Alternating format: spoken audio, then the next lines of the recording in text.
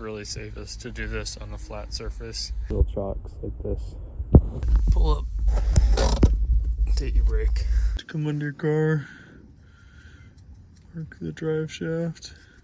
Put some PV blaster or penetrating oil on the bolts here.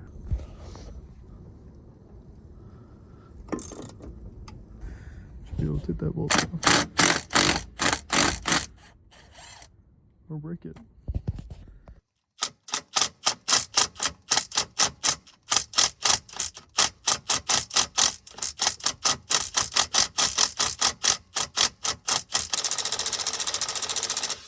Next, you gotta remove this clamp.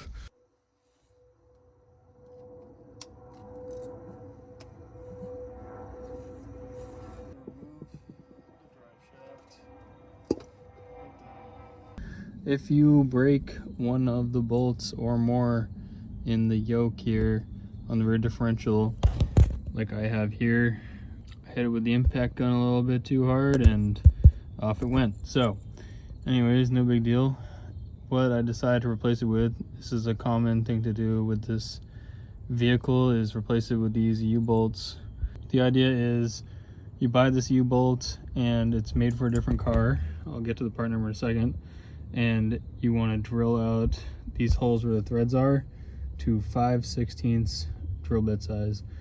Part number of the U-joint repair kit bolt. And these are hardened bolts.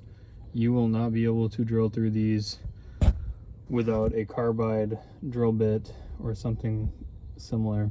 So here I have a 5/16 drill bit.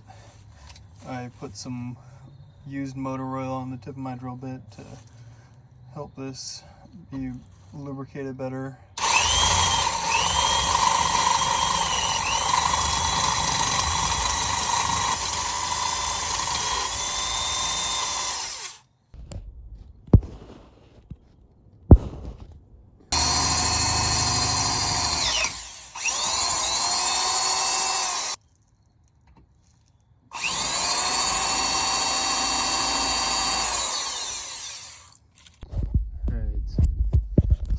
The idea is now we have these U-bolts.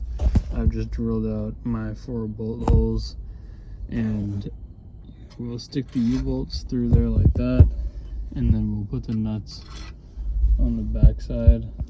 We're gonna reinstall the drive shaft, so make sure your marks that we made earlier are lined up. There you have it. Should look like that. And I'm gonna just try and do my best to hold that angle.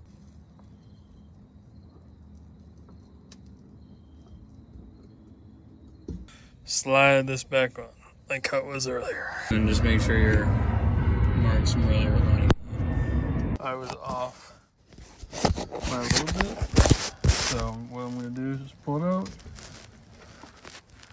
rotate one spline, and put it back. And that's it.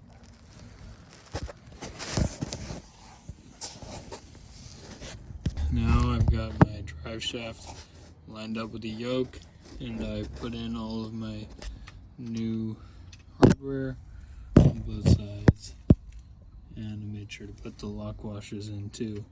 You should hand tighten all the nuts first to make sure everything's getting set correctly. Gonna tighten this up.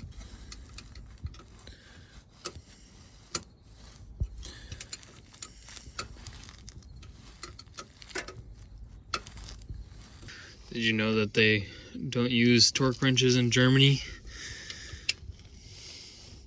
They just say Guten Tag. You want to tighten up the other 2 nuts.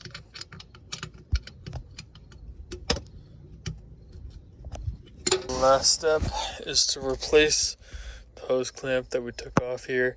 So you can either use hose clamp like this, or you can use a big zip tie like this one.